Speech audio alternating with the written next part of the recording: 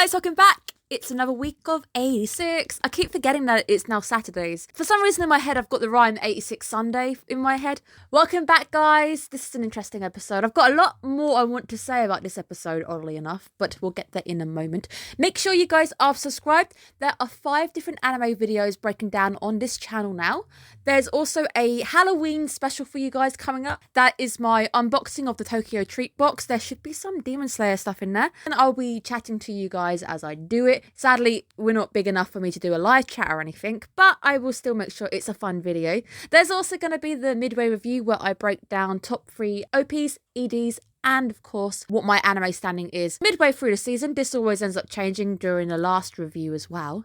There is, of course, a Discord channel too that allows you to get a notification to your phone whenever a video goes up. A few people are saying that it does remind them whenever the animes actually do drop. I do try my hardest to keep anime videos and releases to the same day so you know roughly when they are out. We seem to skip a little bit, so we've skipped into the training camp sections. Shin is obviously outmaneuvering all of his comrades because he's got the actual field skills.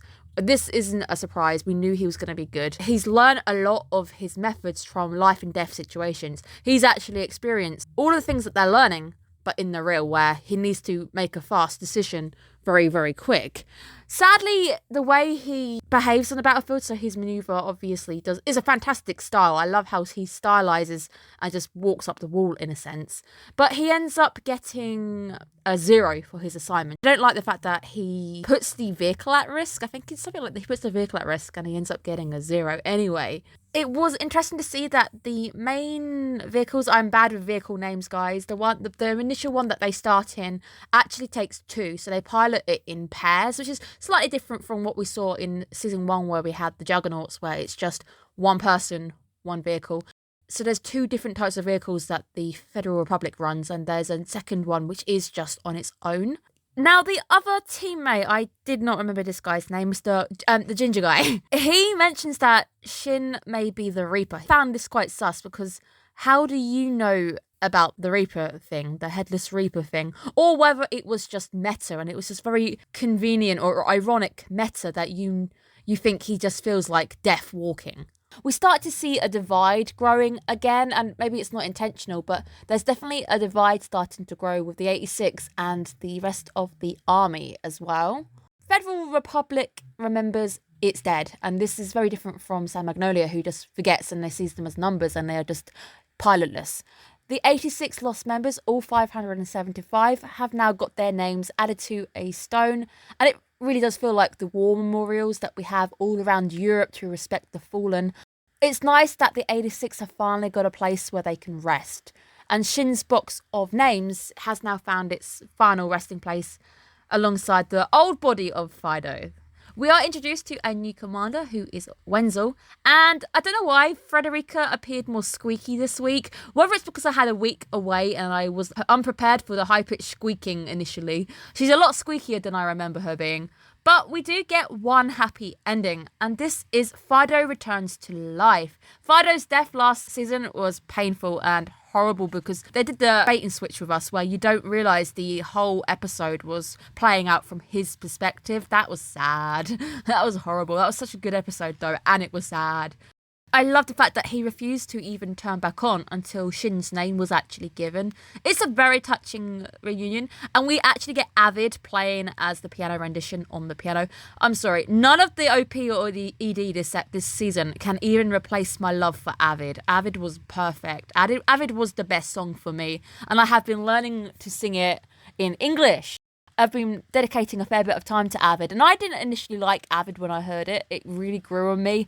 It's beautiful. Hearing Avid play when we're reunited with Fido is one of the best. I love it. We get to see Shin's real smile, and we are reiterated on Frederica's new role as a mascot, which seems to be one of the more darker aspects of the Federal Republic, because a bit later on they even say that it's an outdated thing. She's there to boost morale and act as family, so they are hoping that them seeing a young child or a young girl in their midst eating with them should hopefully drive the passion and desire to fight harder to protect. It sounds like a bit of a dirty trick, and I can see why they definitely don't like it. She calls herself the goddess of victory, and we also get another return this week where Shin's gun is returned to him, and we get another true smile. It feels like Shin has finally returned back to his old path. It was said that it gave him a reason to live, which he does get to sadly turn back to quite quickly this episode as well. I also predicted that was going to happen, but we'll get there in a little bit. Again, we don't get a flip to Fladalina, and I know I was mentioning the rumours that you don't really get Fladalina in this arc, and that is sad. I think she's going to appear maybe at the end of the arc, but it is quite sad that we don't flip anymore, so we are just on the same side. We are now time skipping to a battle a bit later on. Eugene and Co are facing the Legion finally, so they have theoretically come out and graduated from the military school. The music swap as well when Shin comes in and smacks the Legion is a perfect mix. I love the soundtrack. Soundtrack for 86 is one of the best. I really do like it. But Shin really does work better on his own, so he's now piloting a different unit. I think they're the 108th or something. He pilots a different unit completely, and he's back to his old business of running around the battlefield, putting some fancy tricks and attacking the Legion head on. But this is when we see that divide coming back. The monsters of the Republic. Even though he saved his life, Mr. Ginger says he's a monster. Again, a divide. Even though it's a different reason this time and the divide is still there, this time, people see this unit as battle crazy. I think that's the word he uses a little bit later on. So these are the guys who go out there throwing their lives on their line, having no respect for safety. I think the units they're using don't have the safety measures that the main units have. Shin's bad habit hasn't died. He is still running off alone into the battlefield. And Bernholt. Did you not learn nothing from Bertholt from Attack on Titan? Fans cannot spell that name for the life of them. Nobody is going to be able to spell Bernholt. It's just not happening. I cannot wait to see how crazy the spelling gets on this name. Now, Frederica's mushroom scene is beautiful, and sadly, I didn't realise it would be one of the last times you ever see Eugene. Beautiful scene, though, because I love the fact Shin actually attempts to help her, but he leaves just one on the plate. It's like, you have to try, you know. I'll take all of it, but you still got to eat one. I like mushrooms, so this scene to me would be really, really easy. But I know a lot of people who really hate them.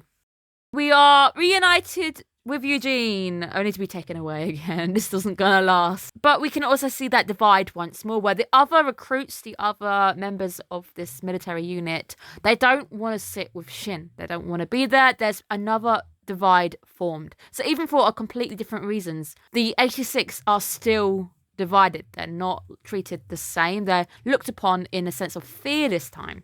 Eugene and Frederica have their little cute team up, and we have the picture, you know, the last picture where we're going to take, sadly, before the siren ends up going off. But we do get some conversation again on the dark mascot system, because it simply forces people to fight and protect a young child. It feels outdated. A lot of people now just don't like it as a system anymore. But it really must just be quite scary for a young child to be going into this situation surrounded by strangers. Which is when Frederica's reason to fight is called up again. But it almost feels like Eugene is still doing the mascot system, but just a different girl. It's his own sister. He's out there to try and protect his sister from keeping the Legion at bay. And during this sequence, we also get to learn about the status of the wars, how the war's actually going. And it's not going very well. The units are suffering very heavy losses. The fight, sadly, isn't going well at all. And then we obviously get that sudden 180. It felt breakneck, but I don't know why. As soon as I saw the happy sequence, the reuniting with Eugene, the picture taken and they're together and then mentioning like his sister, and Shin even says, but you shouldn't be here, you should be with her. I kind of knew he was going to die. And this sequence feels more bloody. I don't know whether this season has a higher rating, but this was a very bloody sequence. And Eugene is in bits. He's literally alive for a little bit in bits. And it's a very painful scene to watch. This sequence was hard to watch. And I don't think we've ever actually witnessed somebody dying like this in this first season. So whether this has a higher rating and this is just a more bloodier arc, I'm not so sure.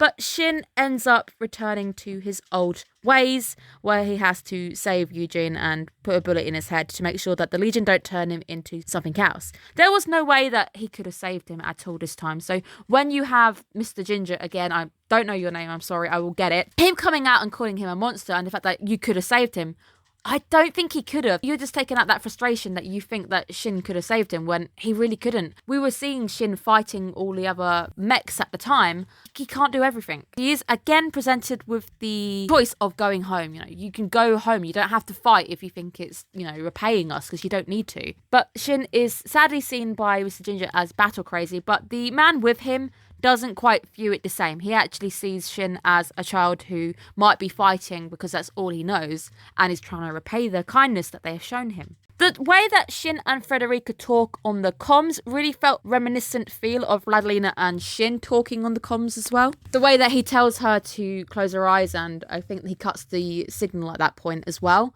It felt very similar of when he was trying to keep things from Vladilena. He was trying to make sure that she didn't hear the voices or trying to care about what she might think, or he was trying to protect her in a sense. He was trying to protect her from the reality of what they were facing. It's very sad that we're not going to get Vladilena really a great deal on this, and it's sad, but I am liking what we're getting. It's very interesting to see the differences and see that we're still fighting the Legion. It's still just as bloody, that regardless of what side you're on, people are still dying, and the fight against the Legion still isn't going well. Technically, the Legion are being fought on two sides. We're being fought from San Magnolia and from the Federal Republic. The Legion are still, in a sense, winning, because there's no end to them. It's going to be very interesting to see where the anime goes. I can't wait to see what horrors we have waiting for us. I really hope that at some point we do get to check in with Vladilena, see what's going on San Magnolia side, see what's going on over there, because it seemed like she was in a better place and I want to see more about the people around her and what's actually going on over there. I hope you guys are looking after yourselves, having a good weekend. Make sure you're treating yourself with care, and I will see you again soon. Bye guys.